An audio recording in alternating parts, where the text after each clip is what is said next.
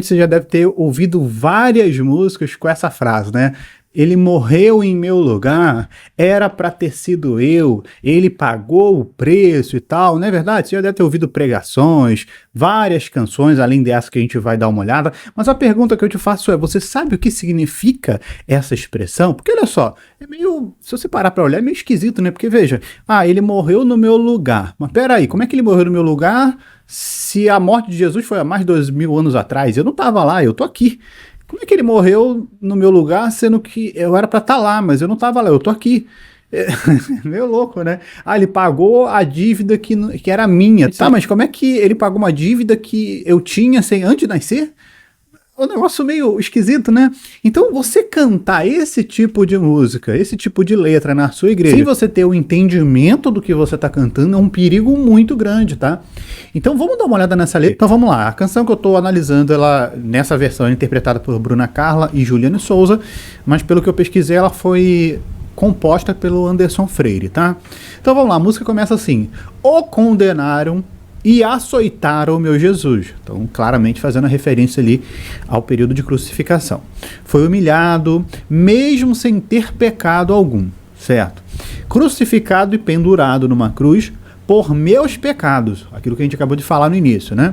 Então, ele foi crucificado não pelos seus pecados, mas pelos nossos. Aqui repete, né? A segunda parte, beleza. Agora vai para essa outra parte aqui que seria o refrão. Eu quem merecia morrer.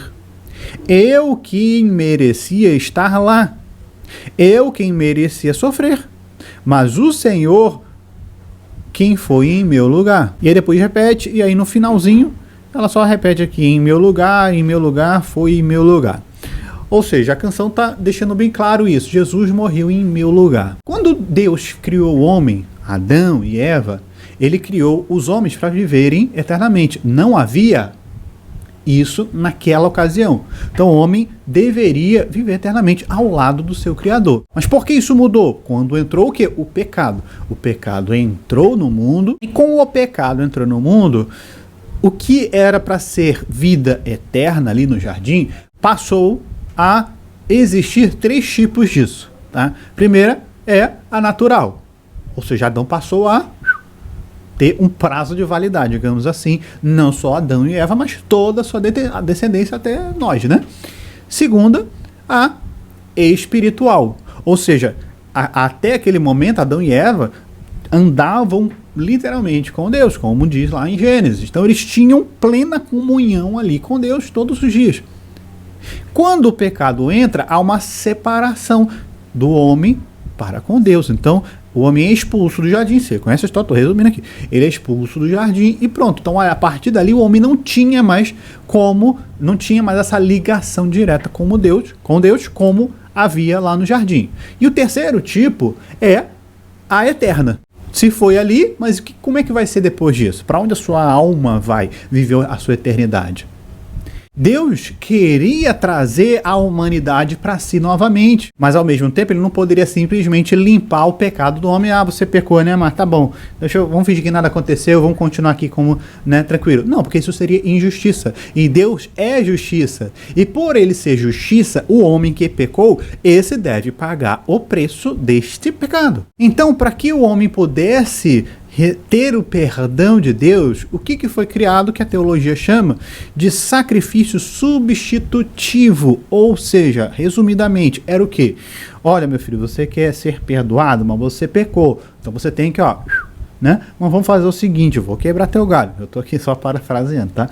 Então você vai trazer para mim um cordeiro, para mim não, para o sacerdote, você vai levar um cordeiro, esse cordeiro tem que ser macho, tem que ser primogênito, tem que ser perfeito, tudo lindão, bonitão. Você vai apresentar esse cordeiro para o sacerdote, e o sacerdote vai fazer um ritual. Como que funciona? Eu vou resumir, basicamente o sacerdote pega aquele animal, né, que não tem defeito, que não tem pecado, que não tem mancha nenhuma, branquinho, bonitão. Olha bem para o animal aqui, você está olhando? Beleza, por quê? Presta bem atenção, porque este animal, que não tem pecado algum, que não tem defeito algum, não tem nenhuma mancha, ele vai ser sacrificado no seu lugar. Então, os seus pecados serão transferidos, né, simbologicamente, para esse animal, e a pureza desse animal, a justiça desse animal, digamos assim, vai ser transferida para você. Então, ele vai pagar o seu pecado.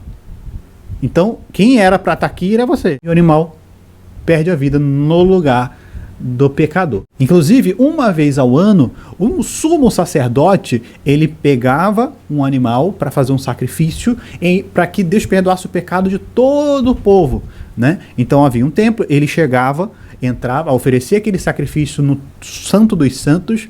Então, só um parênteses aqui, o Santo dos Santos, ninguém podia entrar. E era separado ali os ambientes por um véu.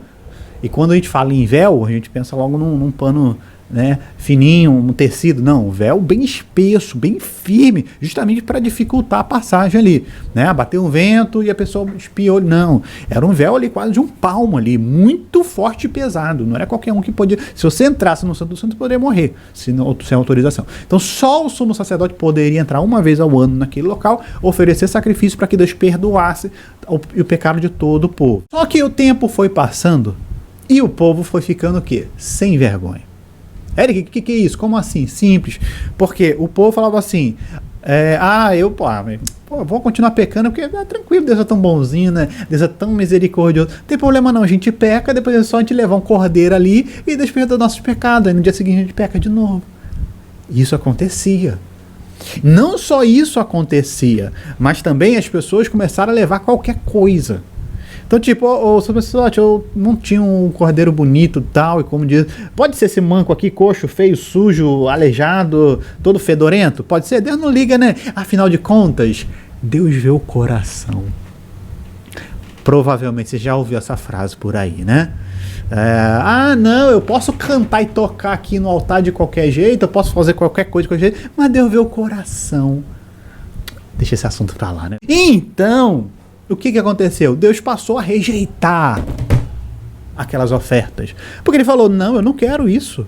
Vocês estão me oferecendo um negócio de qualquer jeito? Experimenta levar esse sacrifício que vocês estão fazendo lá para o seu governador, vê se ele vai aceitar. Por que você acha que eu tenho que aceitar? Não. Então o que acontecia? Havia sacrifícios para perdão de pecado, mas não havia o mais importante, que era o quê?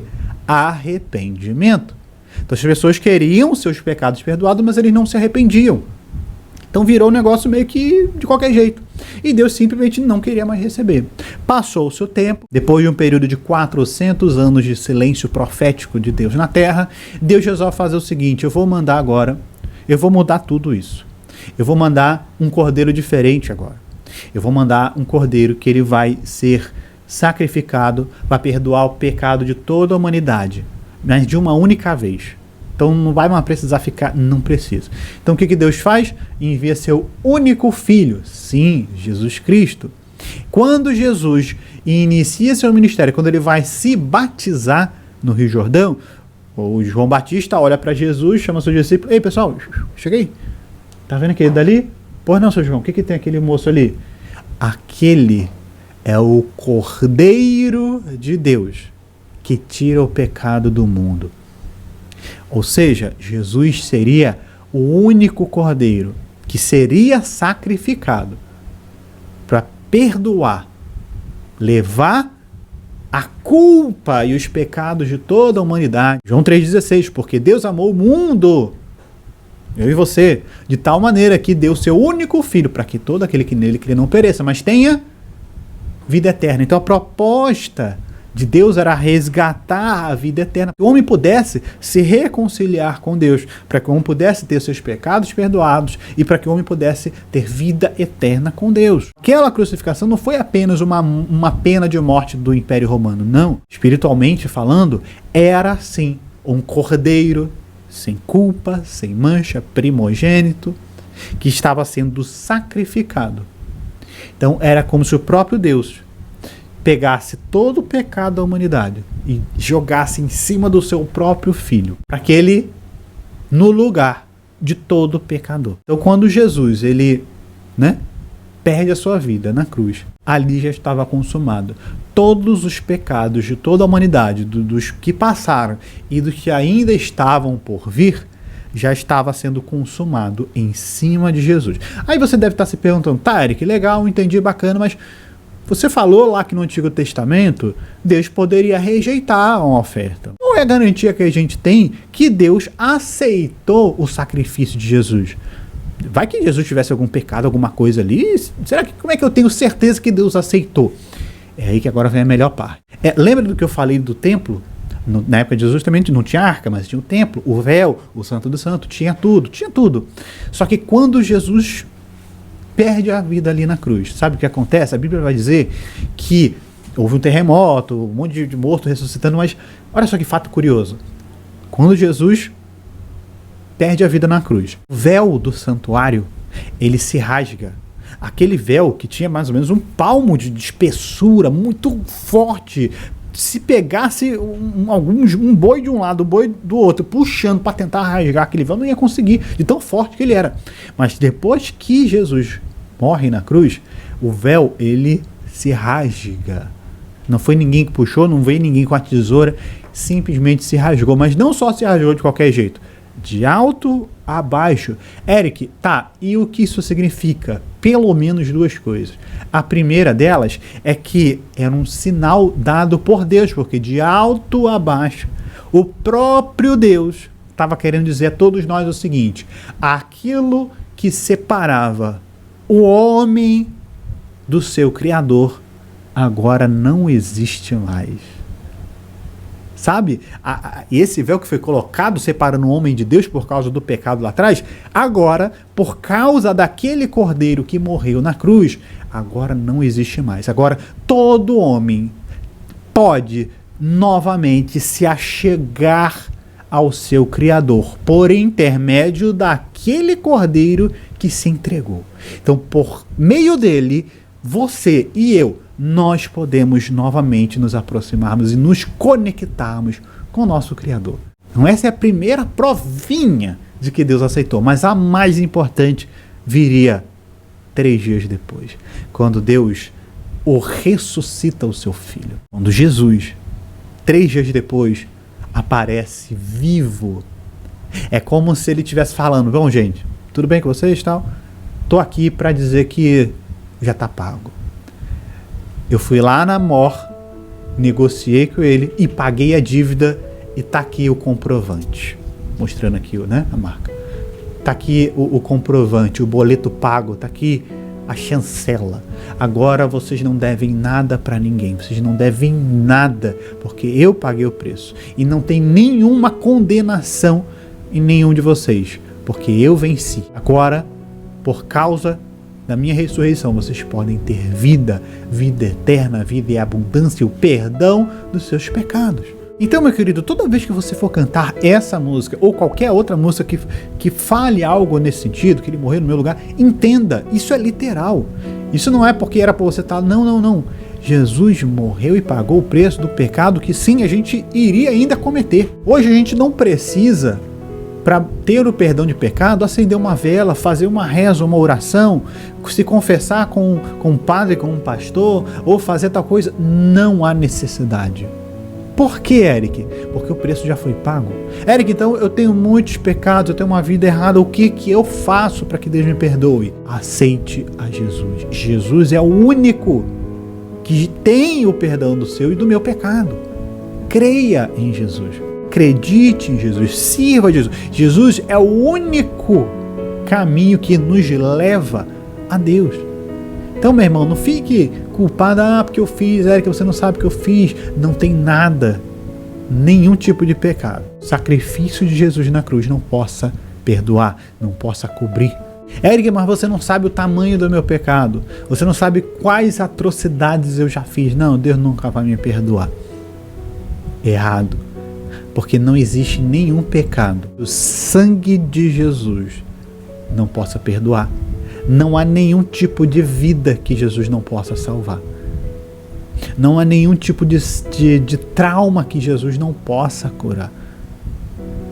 Não há nada que Ele não possa fazer por você para te salvar, para te perdoar e para te ver salvo eternamente ao lado do Criador.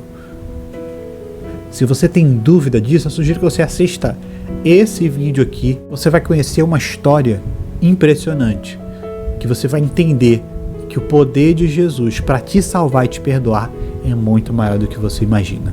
Clica, assista, que Deus te abençoe abundantemente.